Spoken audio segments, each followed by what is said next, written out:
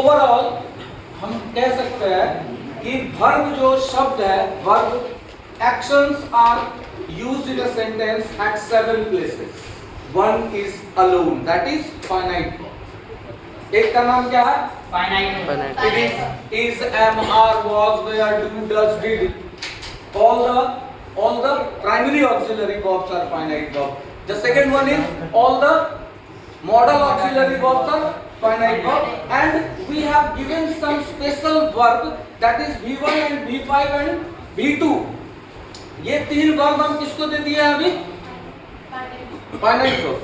वो किसको दिए? Finite verb. So look at the classification. Auxiliary verb primary, auxiliary verb modal, and V1, V2 and V5. All these set of words act as a sentence as a finite verb. इसके ऐसा use हो रही है? Finite verb. Now the rest use of the verb is said to be the non-finite verb. There is one finite verb in a one sentence. When one finite verb comes in a sentence, it completes a single meaning. Finite verb आया तो एक बात हमको पता चला. It is a completion of a sentence. तो हम कह सकते हैं कि बिना finite verb के हम sentence का formation नहीं कर सकते. बिना finite verb का हम sentence का formation नहीं कर सकते. Sentence में कितना भी word जोड़ दे, अगर उसके अंदर finite verb नहीं आया तो उसका कोई मतलब नहीं बनता है. That group of word is said to be the phrase. क्या बोलेंगे उसको? Phrase. A group of word with a little bit sense, but in absence of finite verb it is said to be the phrase. उसको phrase हम कहते हैं. तो आप देखेंगे कि non-finite verb, that is non-finite verb. We have three non-finite verbs here. One is said to be infinitive. Other is said to be gerund, and one is said to be. So how many ways are there to use verb rather than finite verb? 3. How many ways are there to use verb in a sentence rather than finite verb? 3. One is said to be the infinitive, one is said to be the gerund, and one is said to be the participle. Now look at here. Verb as a noun. क्या बोले? Verb as a noun. Verb as a verb. Verb as a noun, verb as a verb, and verb as an adjective. कहता है कि ये बात आप एकदम से समझेंगे. Everybody look at it. आप एक बात समझेंगे, इससे आपको क्या होगा? ये बात समझने से आपको ये नाउन, वर्ब, एडजेक्टिव तीनों समझ में आएगा और बढ़िया से. कहता है एक एक्शन वाला जो वर्ड होता है, शब्द एक्शन वाला, go, eat, sleep, read, write, all these words are the actionable word. ये वर्ब जो होता है इसको हम लोग नाउन के जैसा यूज कर सकते हैं. In this very case, when the verb is used as a noun, in this very case, no action. यहाँ पे action नहीं होगा, आप देखिएगा. Whenever you will get a sentence when verb is used as a noun, what is the identification of that? No action. मैं तैरना चाहता हूँ. What I say? मैं तैरना चाहता हूँ. In that very action, तैरना जो है हो रहा नहीं हो रहा? नहीं हो रहा. वहाँ चाहने का काम हो. In this very sentence, there is a verb want, I want, but तैरना जो है वो क्या हो गया? That is non-finite. ठीक है, तैरना. तो कहता है कि काम जब नहीं होगा तो वो नो एक्शन वाला सेंटेंस होगा, और ऐसे कंडीशन में हम इस वर्ब को क्या बोलेंगे? नाउन बोलेंगे. तो आप यहाँ गौर करेंगे, infinitive and gerund, these two are the noun form of verb. ये क्या है? Noun form of verb. Noun form of Verb. verb. What does it mean? Noun form of verb. Infinitive and gerund पहले बनेगा कैसे ये दिखाएंगे, लेकिन उससे पहले इसीलिए बता रहे हैं कि यहाँ पे जो भी बनेगा वो नाउन फॉर्म ऑफ वर्ब होगा, यानी वो वर्ब का नाउन वाला रूप होगा. और नाउन फॉर्म ऑफ वर्ब के बारे में क्या बता रहे हैं कि वहाँ पे एक्शन नहीं हुआ. ठीक है, अब आप देखिएगा एक सेंटेंस यहाँ पे लिखते हैं हम, he came down the stair, he came down the stair holding stick in his hand. Now I will say you the meaning of this very sentence. He came down the stair holding stick in his hand. इसका मतलब हुआ कि हाथ में छड़ी को पकड़े हुए है, वो सीढ़ी से नीचे आया. Now look at the sentence once again. He came down the stair holding stick in his hand. ठीक है? इसका क्या मतलब हुआ? हाथ में. अब आपसे अगर पूछे कि ये होल्डिंग जो है, ये काम हुआ है कि नहीं हुआ है? हुआ. ठीक है? Now feel this. यहाँ पे वो हाथ में छड़ी पकड़ा. The action takes place. Whatever the verb is mentioned in the very sentence, that action takes place there. That is called verb as a verb. Wherever you will feel that the action is going on in the sentence, then we can say that it is verb as a verb. Verb, we can use verb as a noun. Noun के जैसा भी और verb के जैसा भी. अब आप देखिएगा, एक सेंटेंस देखिएगा. Holding 100 kg weight on the head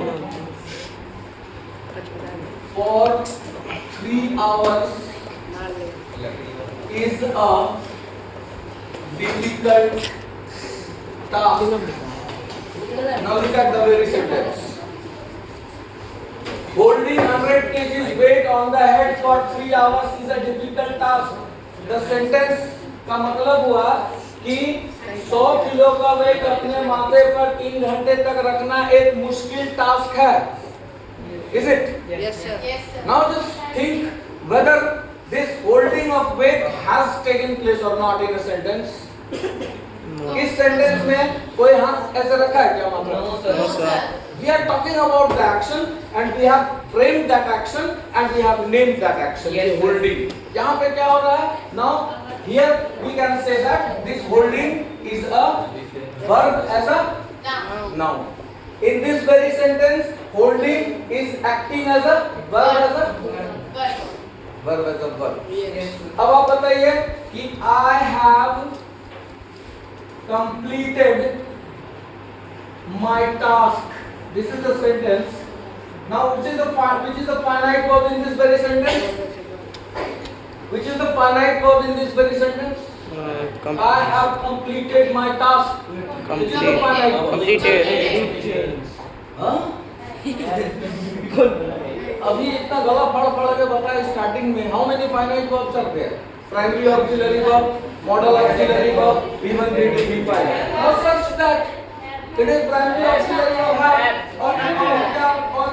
एक सेंटेंस में एक ही finite verb होगा. Yes sir. एक सेंटेंस में एक ही finite verb होगा. I have completed my task. तो कहता है कि ये completed जो है ये क्या हो गया?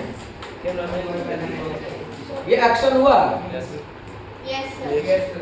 यहाँ पे completed का एक्शन हुआ नहीं हुआ? हो गया. हुआ. यानी एक्शन हुआ. ठीक है? तो जब एक्शन हुआ तो ये किसको रिप्रेजेंट करेगा? Noun as a verb as a verb as a Adjective. verb as a Verb. यहाँ पे एक्शन हुआ यानी कि वर्ब जो है वर्ब के जैसा यहाँ पे यूज होगा. ठीक है? अब देखो completed work gives relax. Now this is a statement. Completed work gives relax. एक सेंटेंस बोल. Completed work gives relax. Now just say यहाँ पे कोई चीज कंप्लीट हुआ. Yes sir. Action has taken place or not in this very sentence? Taken No, place. sir. No. Completed work gives relax. कहता पूरा काम जो है, पूरा किया हुआ काम जो है वो रिलैक्स देता है. ठीक है? तो यहाँ पे हम इसके बारे में बात करेंगे. We are talking about this completed work. और यहाँ पे एक्शन नहीं हुआ है तो कहता है कि यहाँ पे ये ठीक है verb as a Noun. अब देखिए एक चीज यहाँ पे समझिएगा. एक और पॉइंट यहाँ पे बनता है. इसको समझ लेंगे तो नॉन फाइनाइट समझ में आ जाएगा एक बार में. और बड़ा बढ़िया ढंग से आएगा कि कहाँ पे क्या यूज कर रहे हैं. इस बात का समझ रहेगा आपके अंदर. यहाँ पे गौर करते हैं एक बार कि जब नाउन फेल हो जाता है, क्या बोल रहे हैं? गौर से सुनिएगा. जब नाउन फेल हो जाता है तब वहां से एडजेक्टिव का काम स्टार्ट होता है। Yes. इसका मतलब क्या है? नाउ फील दैट कि अगर हम किसी व्यक्ति को के नाम को सुने और उसके बाद भी हम उसके बारे में कुछ नहीं जान पाए, अब उस व्यक्ति को जानते ही नहीं है तो बोलते हैं फलाना बाबू, हम जान ही नहीं रहे उसको तो नाउन फेल हो गया। कहता अब हम जो उस व्यक्ति के पहचान के लिए क्या हुआ? पूरा ध्यान दो बेटा, है ना, ये बहुत गजब का चैप्टर है, तुम इसको समझो और देखो, उसके बाद जब हम सेंटेंस बनाएंगे तो आपको समझ में आएगा। Wait and watch. Verb adjective देख रहे हैं हम, कहता है जब नाउन फेल हो जाता है वहां से एडजेक्टिव चालू होता है। Yes. चालू। ठीक है, नाम काम नहीं कर रहा, अब वहां से एडजेक्टिव। एक आदमी, 5 लोग के बीच में एक आदमी है, उस व्यक्ति का नाम बोले लेकिन नहीं पहचान में आएगी कौन, क्योंकि हम जानते नहीं कि वो है कौन एक्चुअली। तो अब उस व्यक्ति के पहचान के लिए हम एडजेक्टिव का यूज करेंगे। वो लंबा वाला, वो गोरा वाला, वो गोरेला बाल वाला, ये जितना वर्ड बोलेंगे ये सब क्या हो जाएगा? Adjective.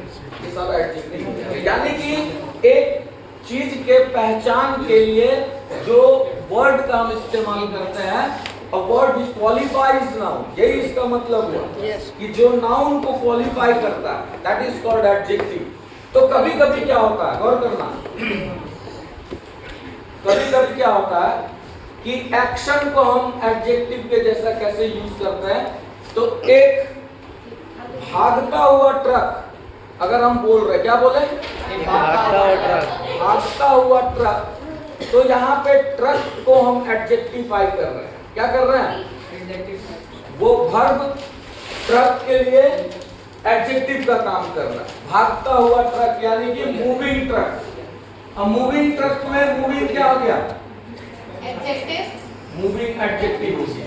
फिर देखेंगे dancing girl, what is this dancing? Adjective. This is dancing adjective. कहता है कि जब ये वर्ब फॉर्म ऑफ वर्ब होगा तो ये पार्टिसिपल होगा, और जब ये एडजेक्टिव फॉर्म ऑफ वर्ब होगा तो भी ये क्या होगा? देखो ये फाइनल कंक्लूजन है, गौर से देखिए। अगर ये दोनों तो हो गया नाउन फॉर्म ऑफ वर्ब, ये दोनों का समझ में आ गया। इंफिनिटिव और जेरेंड को हम कैसे यूज करेंगे? Yes, sir. नहीं लड़का, अभी मारेंगे मुंह पे झापड़ दे आके, समझ गया? तुमको बोल रहे पूरा कंसंट्रेशन, कुछ पूछ रहे कुछ बता क्या नहीं रहा। अपने जहन में इसको चलने से जो चीज बता रहे उसको गौर से सुनो, नहीं भी समझ आ रहा है तो भी सुनते रहिए, अपने आप आएगा समझ। आप ध्यान को टिका नहीं पा रहे, that is very very wrong thing, understand it very well. आपके पढ़ाई में कमजोर होने का सबसे बड़ा कारण बता रहे हैं कि आपको ध्यान टिका के कोई चीज सुनना आता ही नहीं है। आप यहाँ प्रैक्टिस कीजिए, जब all this content is very easy. इसको देखिएगा, ये कोई फिजिक्स केमिस्ट्री का ऐसा नहीं तार वार जोड़ा हुआ कि बहुत दिक्कत है समझने में, एकदम नॉर्मल, ये नॉर्मली पूरा सेट किया हुआ। एक बार देख लेंगे चैप्टर खत्म। नाउ लुक एट हियर, कहता है infinitive and gerund is the noun form of verb, participle is the verb form of verb, and participle is the adjective form of verb। now इसका हम अगर क्लासिफिकेशन कर दे तो यहाँ पे यूज होता है V1, यहाँ पे यूज होता है V4, ये V1 V4, और पार्टिसिपल में होता है V3 और V4 दोनों। इधर देखो, V1 V4 और V3 V4, ये दोनों को क्या बताया हम? ये दोनों को कौन सा फॉर्म बताया? Noun form of verb. आप देखेंगे एक सेंटेंस यहाँ पे देखिए, to walk every morning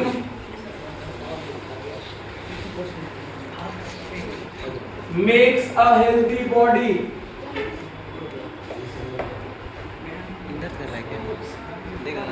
Now just try to understand the meaning of the very sentence. To walk every morning makes a healthy body.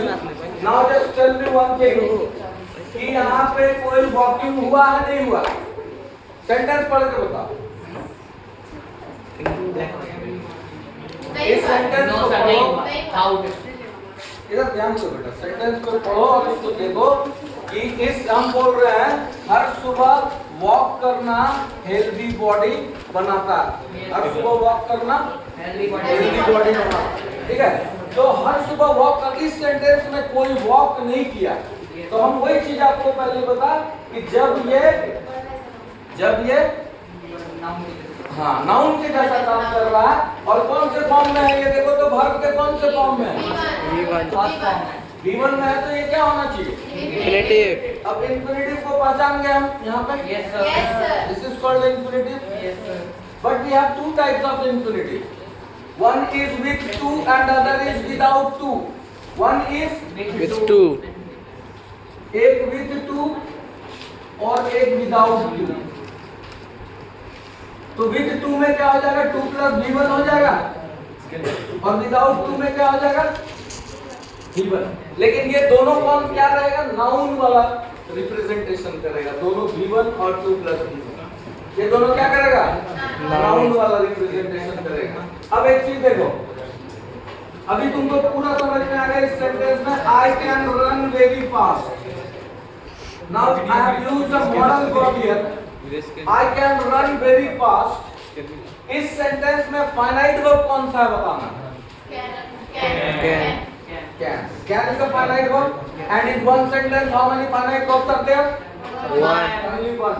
So rest verb will be the non-finite. तो ये कौन सा हो गया? Non-finite. एक ही finite होना, तो इसके बगल वाला natural और non-finite होगा। कौन से फॉर्म में है ये? ये कौन से फॉर्म? V1 फॉर्म में। तो V1 non-finite यानी कि क्या होगा ये? इंफिनिटिव होगा। अब बताइए विद टू इंफिनिटिव है कि विदाउट टू इंफिनिटिव है? Without. विदाउट टू है, तो विदाउट टू इंफिनिटिव को हम लोग कहते हैं बेयर इंफिनिटिव। क्या कहते हैं? Bare infinitives. Without to infinitive is said to be the Bare infinitive. Infinitive. Without to infinitive is said to be the Bare infinitive. To infinitive is said to be the main infinitive. ये क्या हो गया? Main ये हो गया main infinitive. इसको लिखेंगे अभी हम लोग। और ये हो गया बेयर इंफिनिटिव, यानी इंफिनिटिव का दो पार्ट हो गया।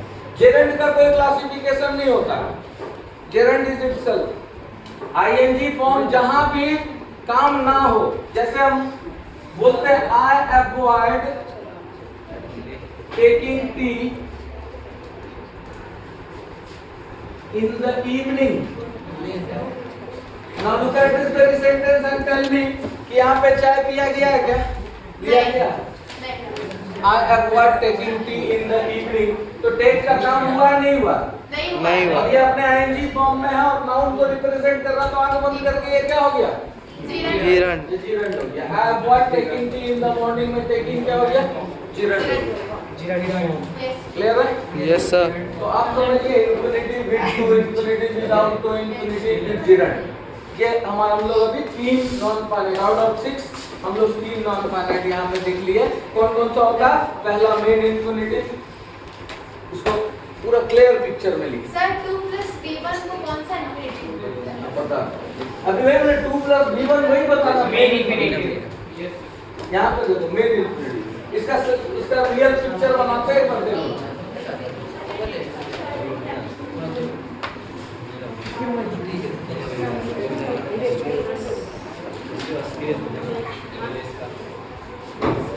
ठीक है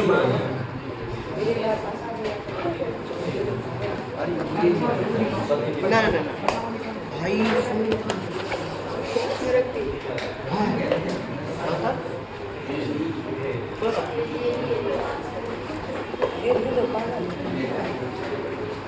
ऐसी बहुत बढ़िया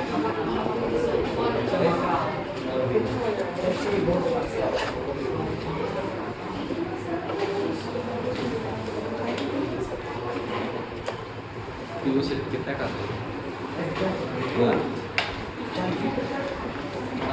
फाइनाइट का तो पिक्चर हम लोग पहले बना लिए।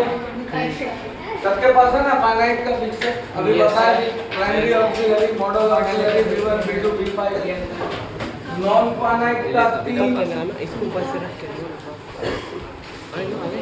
infinitive, आने दो gerund, वो कम करना पड़ेगा ना and participle. Infinitive, gerund and participle.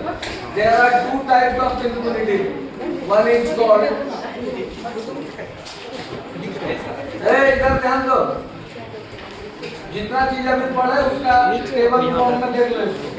Main infinitive and bare infinitive. Main infinitive and bare infinitive. Gerund, there is no classification. And participle, there is present participle. There is past participle. And there is a perfect participle. But you simply consider it too. This is very rare in use. What is that? That is perfect participle. So we can say that we can use verb in 6 different ways. उसको अभी हटा देते 1 minute के लिए perfect participle को. तो हम बता रहे हैं कि you can use verb in a sentence as a finite verb. पहली बात verb का पहला use finite verb. We can use the verb as a non-finite verb with infinitive, bare infinitive, gerund, present participle, past participle and perfect participle. तो ये 1, 2, 3, 4, 5, 6. How many verbs are there of non-finite verb? 6. अभी सबका रूप देखो. सबका रूप देखना कैसा है. मेन इंफिनिटिव ये V1 रहेगा. इंफिनिटिव क्या है?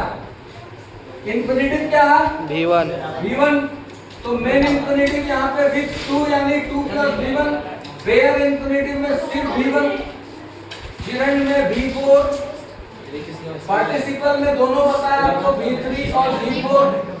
यानी कि प्रेजेंट पार्टिसिपल हो जाएगा V4, पास्ट पार्टिसिपल हो जाएगा V3 और परफेक्ट पार्टिसिपल हो जाएगा V3. ये इसका अपना मार्क है. इसको ध्यान से समझिए. ये ब्रीफ में ये सारे बातों को दर्शा रहा है.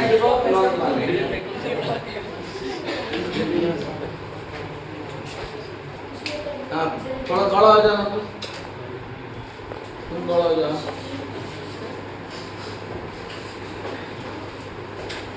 How many non-finite verbs are there?